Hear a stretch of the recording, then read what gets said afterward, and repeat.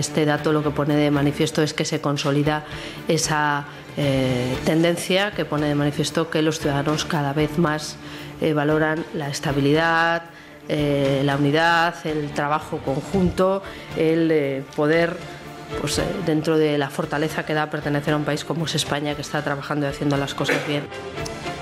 A menos de 3 meses de las elecciones catalanas, el CIS de esa comunidad publica un barómetro en el que constata que el independentismo pierde mucho terreno en esa comunidad. Desgranamos ya esta noticia en nuestras 5 W. Empezamos con el qué.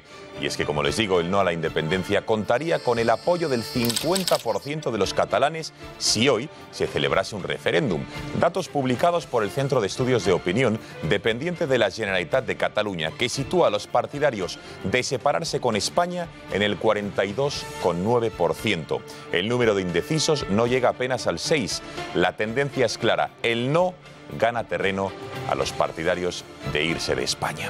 Vamos ya con el cuándo, y es que el barómetro se publica a 2 meses y 24 días de las elecciones autonómicas catalanas. Lo ha preparado la Generalitat, con lo que no sería descabellado pensar que la cocina del nacionalismo haya hinchado las cifras del no a la independencia para movilizar al electorado separatista.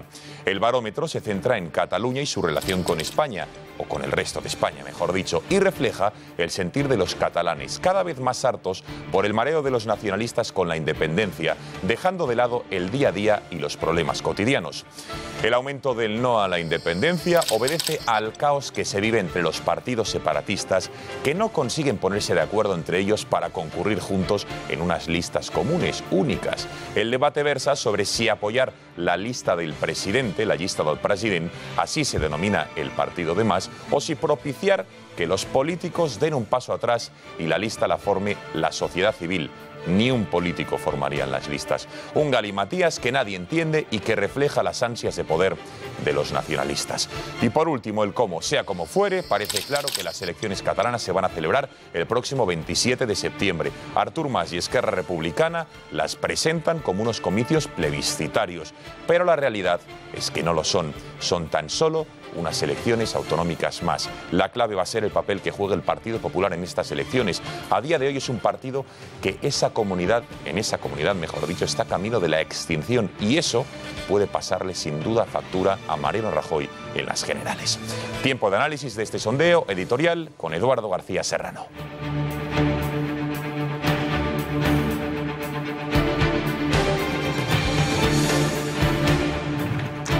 Buenas noches, Gonzalo. Siempre que no sea, que puede serlo, como apuntabas, una maniobra de cocina demoscópica para asustar y movilizar a los independentistas, digamos que perezosos, la noticia de que el sentimiento separatista pierde terreno en la voluntad de los catalanes es esperanzadora para todos los españoles, empezando por nuestros compatriotas catalanes, que, de ser ciertos los datos de la encuesta, vuelven a demostrar que el célebre Sein catalán no es una leyenda, sino una realidad social. Si los datos de la encuesta se corresponden fielmente con la temperatura sociológica catalana, Artur Mas y sus mariachis separatistas deberían despedirse, aunque fuese a la francesa. No lo harán, porque hasta para eso son genuinamente españoles. Sostén ella y no enmendalla.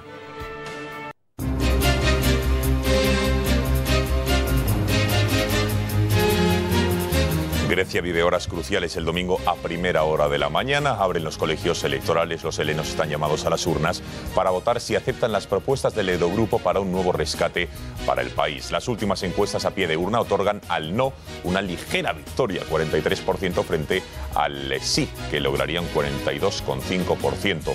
Los indecisos van a ser cruciales a la hora de dar ganador a una opción u a otra.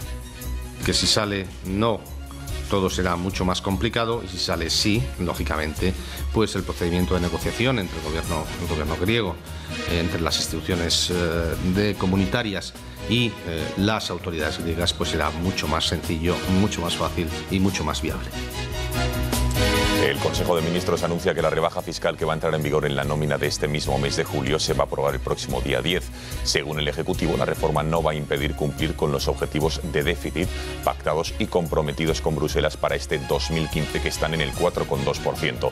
Los técnicos de Hacienda, por su parte, ven muy difícil su aplicación con tan poco margen de tiempo. La La Fiscalía de la Audiencia Nacional va a recurrir el archivo de la causa contra el concejal de Ahora Madrid, Guillermo Zapata, porque consideran que no solo lesionó la dignidad de Irene Villa, sino de muchas otras víctimas del terrorismo.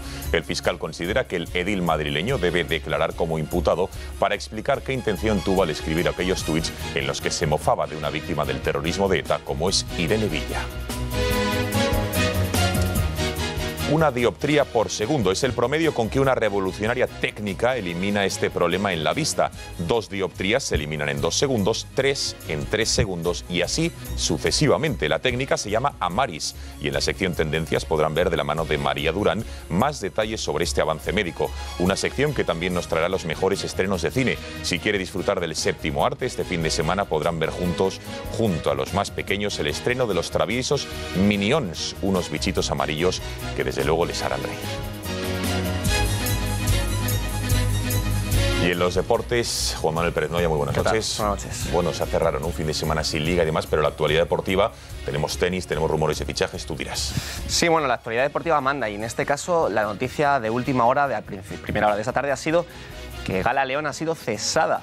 Después de la dimisión de Escañuela por parte del CSD, se esperaba que la capitana española de la Copa Davis fuera cesada. Bueno, pues efectivamente podemos confirmar que para la eliminatoria de la Davis el 17 de julio Gala León no se sentará como capitana del equipo español. Además, recordaremos la exclusiva de Punto Pelota de anoche. Los agentes de Fernando Llorente ya han hablado con el Real Madrid y puede ser el fichaje estrella para la próxima temporada. En Tiempo de Deportes lo vemos.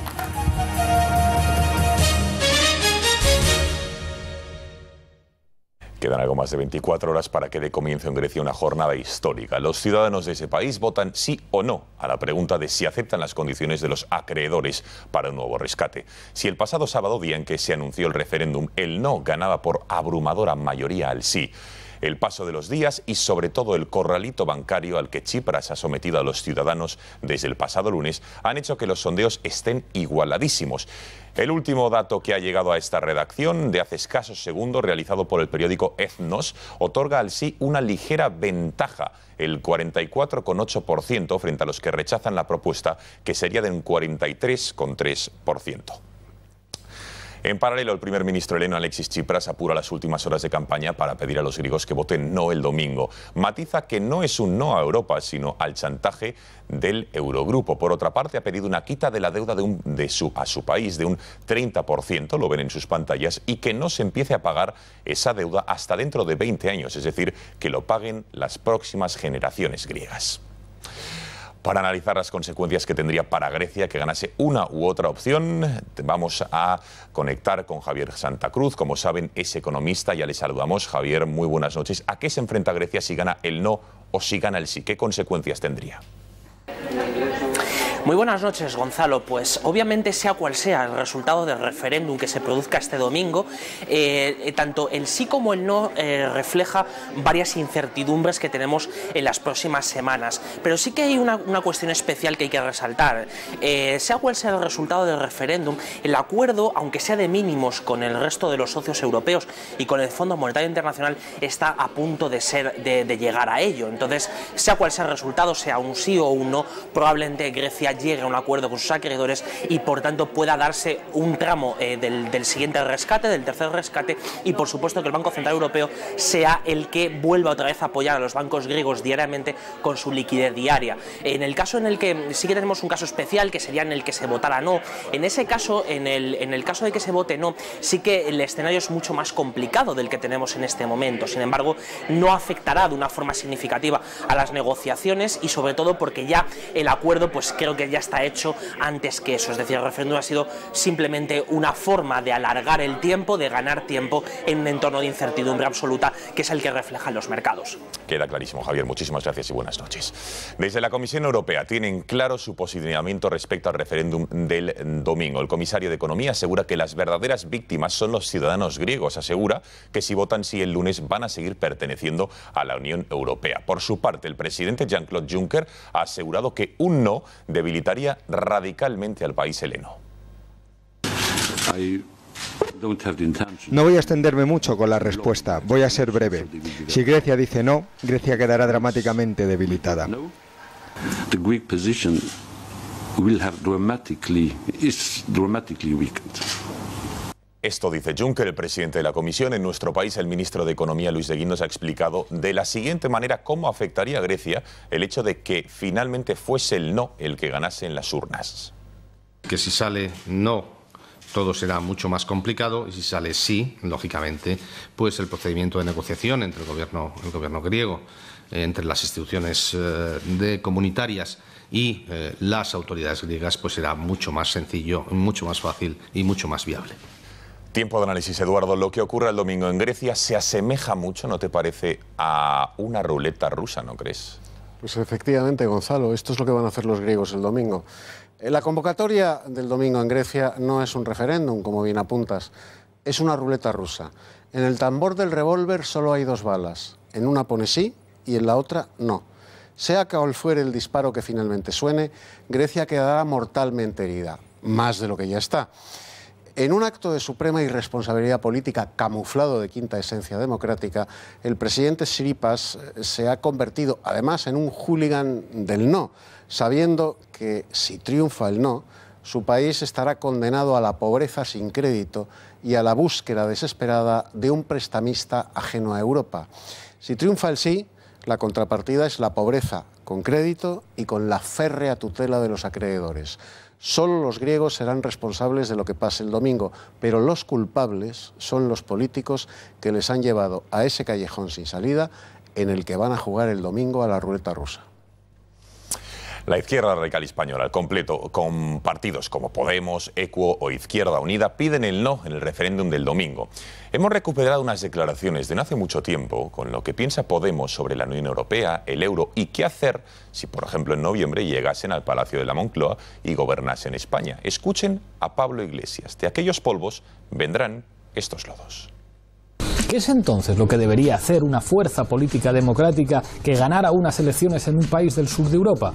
Yo no tengo dudas. Debería tomar el control de la política monetaria saliendo del euro e inmediatamente devaluar para favorecer las exportaciones. Debería también decretar la suspensión del pago de la deuda y nacionalizar la banca, para garantizar así la inversión y el crédito para las familias y la pequeña y mediana empresa. Debería establecer sistemas de control para evitar la fuga de capitales y para proteger las condiciones de trabajo dignas, ampliar la titularidad pública a las áreas clave de la economía como la energía, el transporte, los servicios públicos y todos los demás sectores estratégicos. Esto y muchas cosas más, evitando que le dieran un golpe de Estado.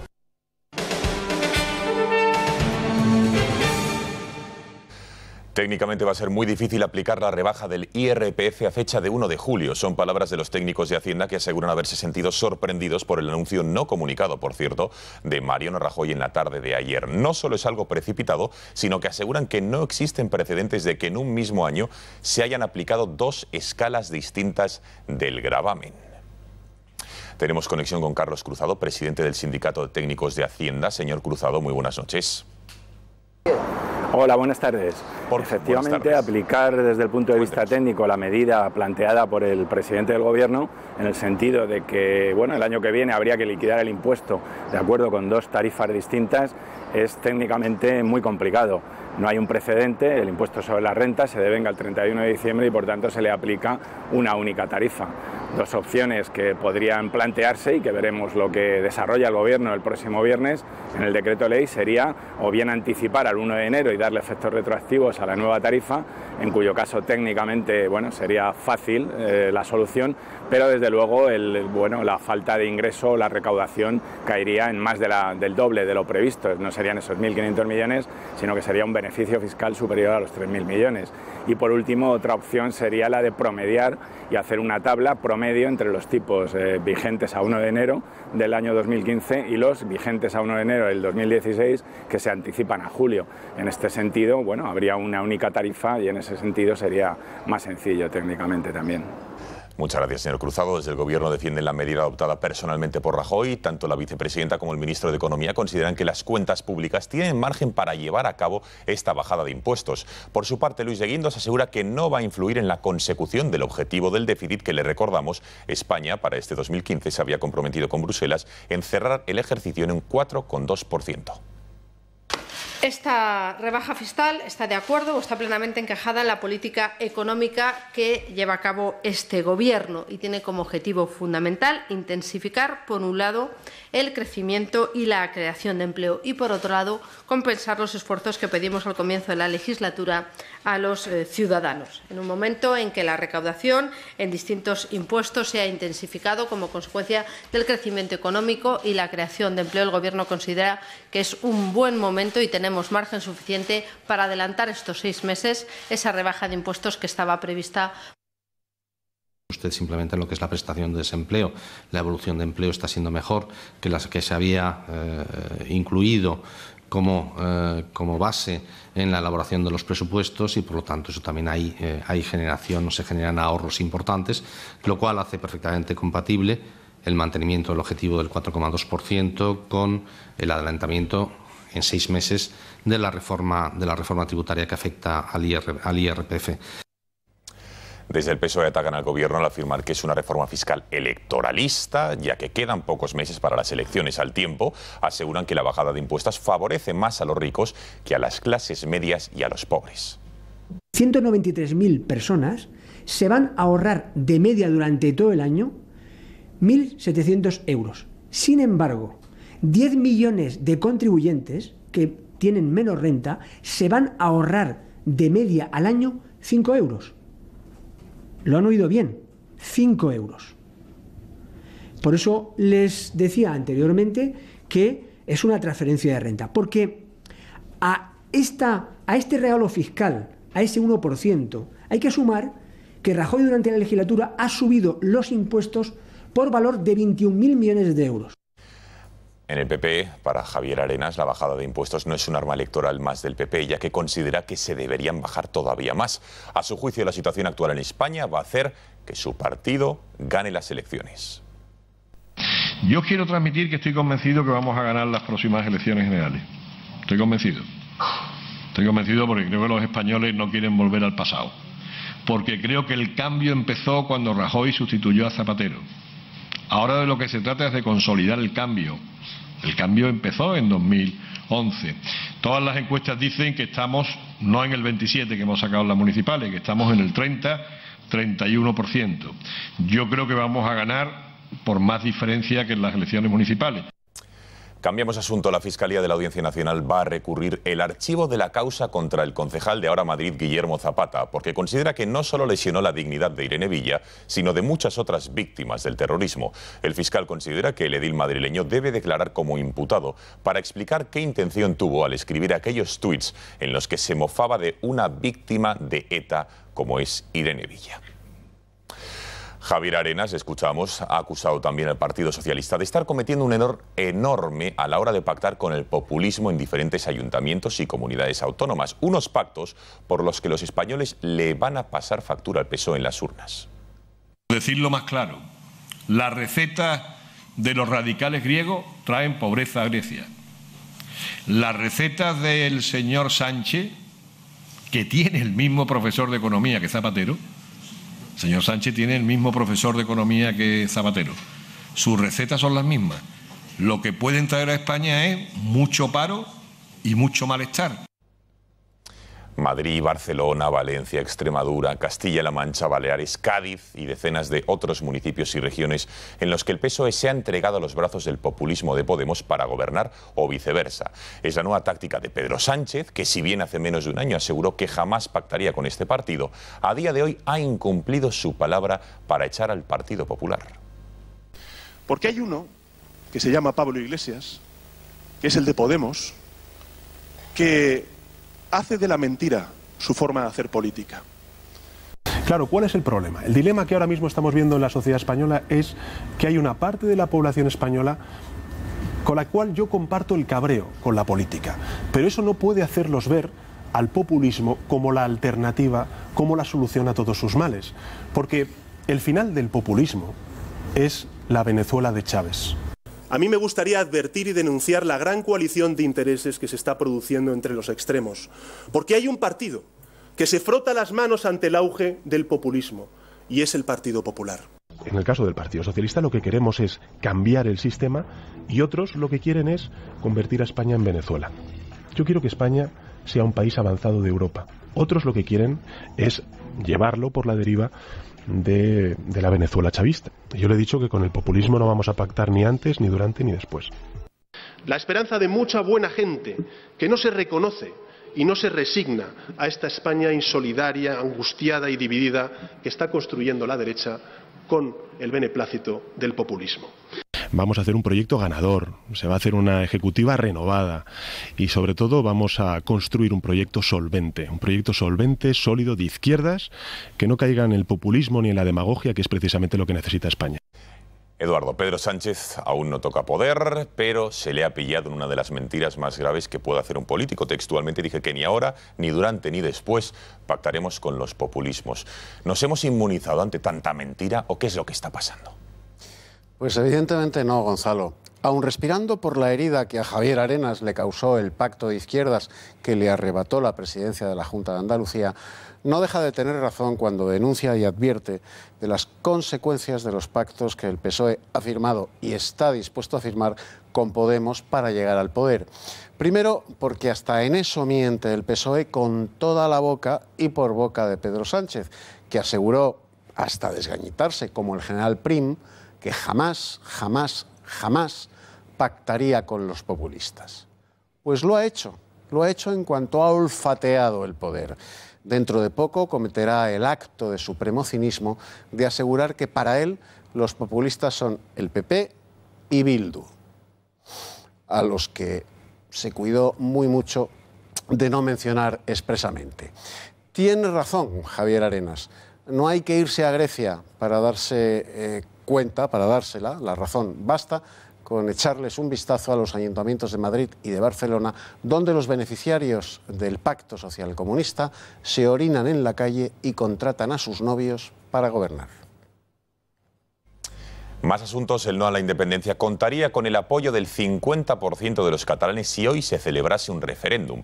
Datos publicados por el Centro de Estudios de Opinión, dependiente de la Generalitat de Cataluña, que sitúa a los partidarios de separarse con España, lo ven en sus pantallas, en el 42,9%. El número de indecisos no llega al 6%, está en el 5,8%. La tendencia es clara. El no gana terreno a los partidarios de separarse de España. Los partidarios de seguir en España han crecido 2 puntos, mientras que los que quieren irse han caído un 1,2 puntos. A juicio de la vicepresidenta Soraya Sáenz de Santamaría, el aumento del no en un hipotético referéndum consolida la tendencia de reducción de los apoyos que los independentistas tienen en Cataluña y que los ciudadanos valoran más, afirma la vicepresidenta, la estabilidad y la unidad.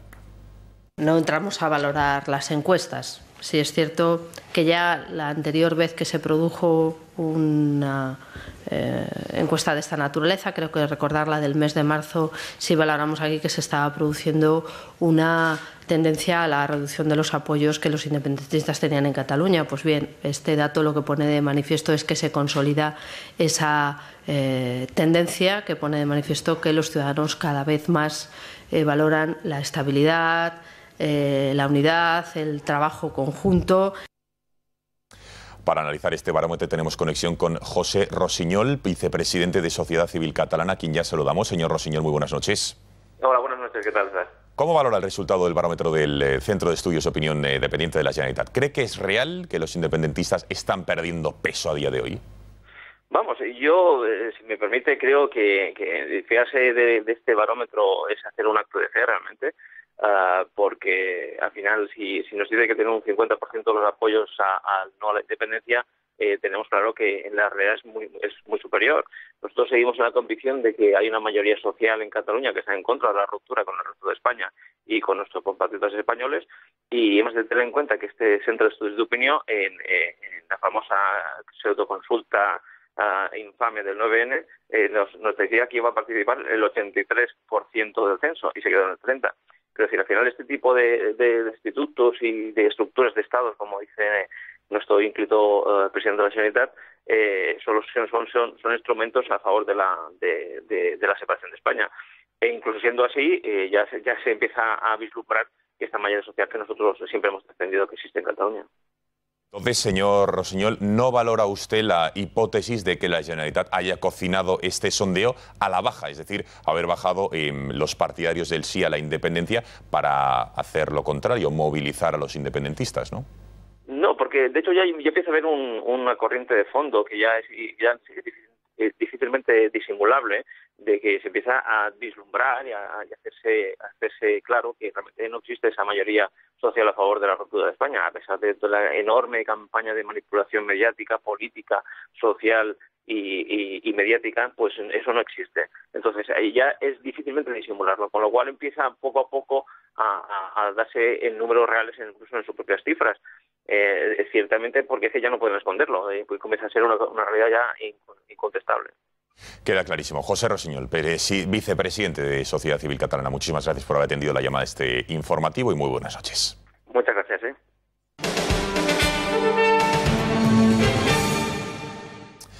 Un apunte económico, porque salpicado con grandes dosis, sin duda, de política. Esa es la verdad. El nuevo presidente de Petronor está dando de qué hablar. Colocado, sin lugar a duda, por su amistad con su predecesor en el cargo, el nuevo mandamás de la petrolera vasca, aprovecha su cargo para manifestar sus inclinaciones políticas. ¿No es así, Rosa Cuervas Mons, redacción de Gaceta.es? Muy buenas noches. Buenas noches, Gonzalo. Emiliano López es desde el pasado 17 de diciembre el nuevo presidente de Petronor. Abogado y amigo de Josu Jon Imaz, este empresario, antes vinculado a gas natural y a la empresa eléctrica Ibil, no ha dudado en manifestar en las redes sociales su opinión sobre el desafío soberanista de Cataluña. Y lo ha hecho además con una velada, eso sí, referencia a la vicepresidenta del Gobierno. Decía en un blog que comparte con otros dos autores: confío plenamente en que la cordura imperará, se buscarán espacios de unión y la nueva cultura política federal asentará una presencia de Cataluña en las instituciones comunes de la Unión. Esas eran sus palabras, a las que luego añadía que confiaba en que tanto abogado del Estado, que conoce la transición desde el temario, cambiara de opinión. ¿Están cambiando de amistades los amigos de Repsol? Muchas gracias, Rosa, y les dejamos la pregunta. Vean la siguiente imagen. En el Congreso de los Diputados, el presidente de la Cámara Baja, el popular Jesús Posada, ha autorizado que se cuelgue una bandera del orgullo gay en la fachada del Congreso, un acto político sin duda que se suma al realizado por otras instituciones como el Ayuntamiento de Madrid, gobernado por Podemos, o el de la Comunidad también de Madrid, que gestionan también los populares. ¿Deben las instituciones públicas, representantes de todos los ciudadanos, implicarse tanto con la causa de un colectivo que no representa a toda la sociedad? Tema suficientemente interesante como para plantear un cara a cara entre Almudena Negro y Eduardo García Serrano. Muy buenas noches a ambos. Rompe el fuego Almudena Negro. Adelante. Pues si la pregunta es si me parece bien que se coloquen banderas en lugares institucionales, pues hay que tener en cuenta que la ley de banderas prohíbe la puesta de cualquier bandera que no sea oficial porque no representa a todos los ciudadanos en sus edificios. En ese sentido estoy por el cumplimiento de la ley. Pero si la pregunta es si la bandera del movimiento gay, la bandera del orgullo gay me parece mal, pues debo decir que no, a mí no me molesta en absoluto y creo que ha cambiado mucho los tiempos, que la gente la acepta con total normalidad y por tanto nada que objetar. Siendo importante, Almudena, la cuestión de la ilegalidad, de la exuberante exhibición de banderas gays en instituciones públicas, no es lo sustancial. Lo esencial es el espíritu que guía la mano política que iza esas banderas. He ahí la cuestión. La clase política española ha asumido no la normalización, sino la exaltación de la homosexualidad como un hecho de distinción democrática y como un valor plausible, promocionable y destacable en sí mismo. Esa es la cuestión. La claudicación de grado o por la fuerza del interés o del miedo a ser estigmatizado por el todopoderoso lobby gay, que no admite un no por respuesta a ninguna de sus propuestas, por disparatadas que sean. A este paso, el Día de la Hispanidad, fiesta nacional de España, se le rendirán honores militares a la bandera del arco iris. Muchísimas gracias, Almudena. Gracias, Eduardo. Cambiamos asunto ahora para hablar del tiempo. Si el martes salíamos de la primera hora de calor del verano, hoy nos adentramos en la segunda. No va a ser tan dura como la de la semana pasada, pero sí que va a durar más, unos 9 días. Un helado, un paraguas, una fuente. Cualquier excusa es buena para atenuar la segunda ola de calor del verano. Tras 2 días de descensos continuados, los termómetros comenzarán a subir de manera progresiva hasta superar los 40 grados en varios puntos del país. Las provincias más afectadas serán Madrid, Andalucía, Castilla-La Mancha y el interior peninsular. En total hay 27 provincias en alerta por altas temperaturas. El nuevo repunte en los termómetros tendrá una duración de al menos una semana que afectará de manera diferente al país. Una semana donde las noches serán también muy calurosas, con temperaturas superiores a 20 grados. Se superarán los 35 grados en buena parte del sur y este peninsular, llegando a alcanzar los 40 grados. No se descartan lluvias débiles en el Cantábrico y tormentas ocasionales en los Pirineos. La peor parte se producirá en puntos del suroeste y del Valle del Ebro con temperaturas que alcanzarán los 44 grados. Les admiramos porque nos ayudan a vivir. Nos dan amor a cambio de nada. Nos acompañan en nuestros pesares. Son ejemplares. Intereconomía, orgullosos de ellos. A lo largo de esta semana hemos llevado a cabo en los diferentes medios de este grupo de comunicación entrevistas a asociaciones de las que nos sentimos especialmente orgullosos. Hoy toca el turno de Cáritas. Tenemos el honor de contar con la presencia en nuestro plató de su coordinador en Madrid, Javier Herrando. Señor Herrando, muy buenas noches. Buenas noches. Bueno, como tenemos ahora varios minutos para poder charlar en profundidad de lo que es Cáritas, de las obras, de las acciones que llevan ustedes, de su labor diaria, vamos a ir a la esencia. ¿Qué es exactamente Cáritas? ¿Cómo lo definiría a su organización y a qué se dedica exactamente? Aunque es de sobras conocido, pero bueno. Mira, yo creo que Cáritas tendríamos que definirlo como la acción social de la Iglesia.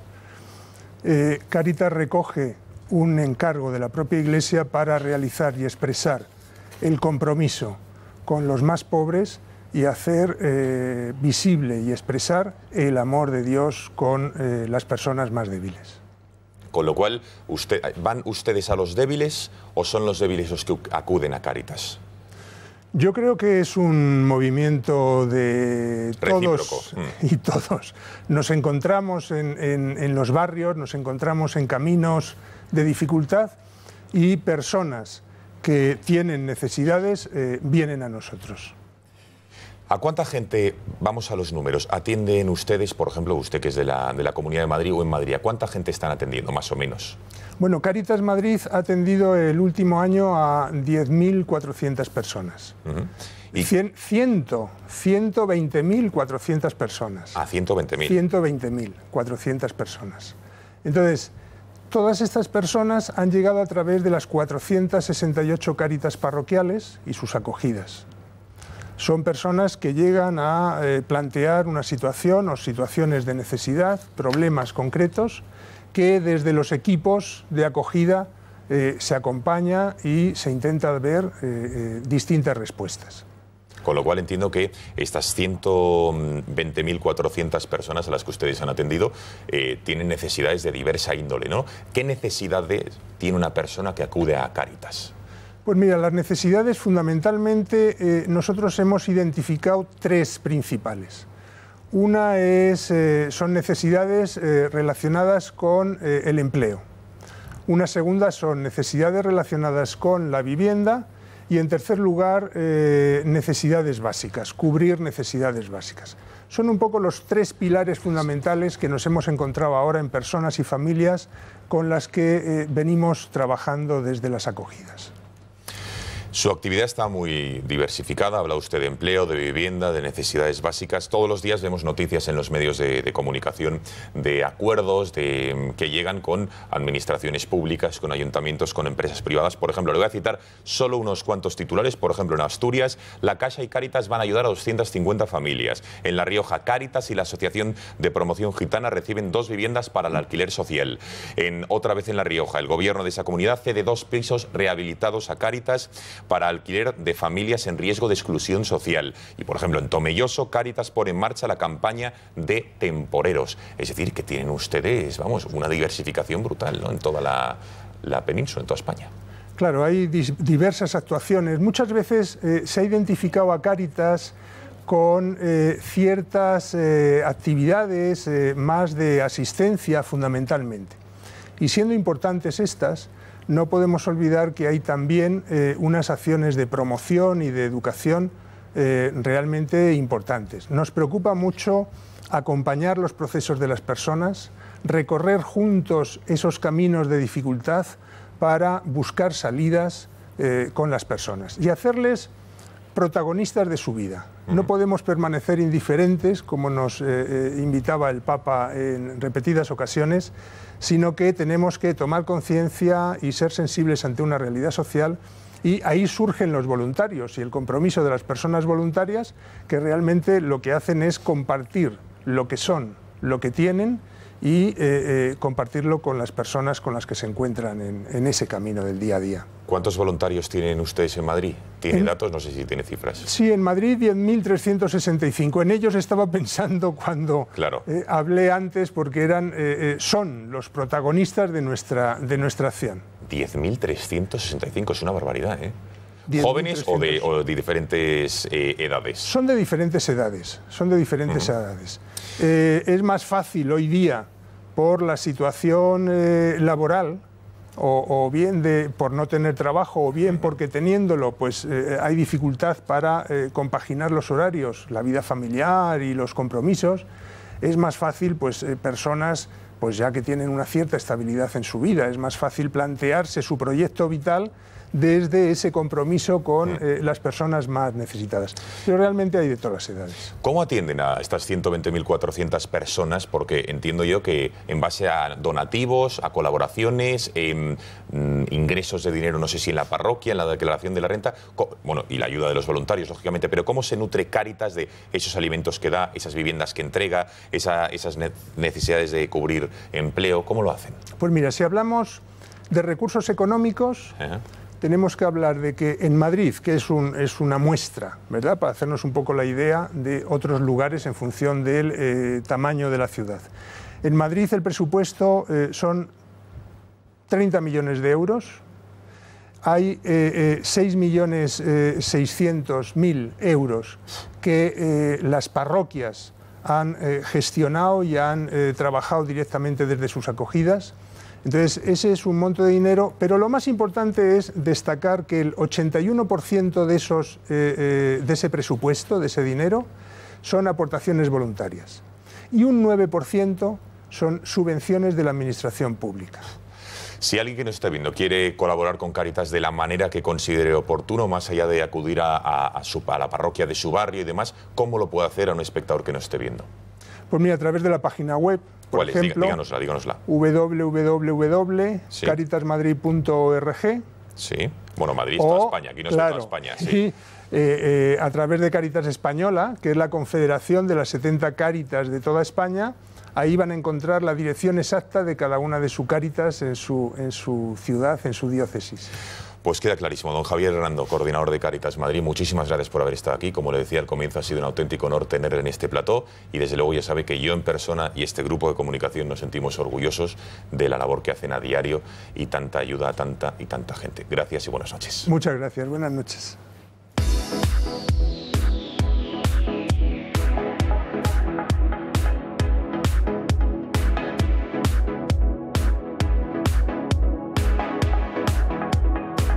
Es viernes, sección Tendencias. Saludamos ya a María Durán. Muy buenas noches. Buenas noches, Gonzalo. Bueno, María, creo que nos traes una técnica revolucionaria para que, por lo menos, los que, como tú, veis un poco mal, os podáis beneficiar de ello, ¿no? Es interesantísimo porque hemos querido hacer este mes de julio un especial sobre la vista y la mirada. Por un lado está la vertiente frívola, nos ponemos morenos, estamos en la playa y qué faena, ¿no?, tener que ponerse para leer unas gafas. Pero también es que, pues corrigiendo nuestros problemas de hipermetropía, de astigmatismo, pues facilitamos nuestra vida, ¿no? Conducimos mejor, podemos leer mejor, así que nada, nos hemos acercado al Instituto Oftalmológico Tres Torres, unos pioneros en las últimas técnicas para corregir pues todos estos defectos, y nos han enseñado las técnicas más novedosas, más avanzadas, los últimos láseres que podemos encontrar en el mercado. Esto ha sido lo que hemos estado viendo con ellos.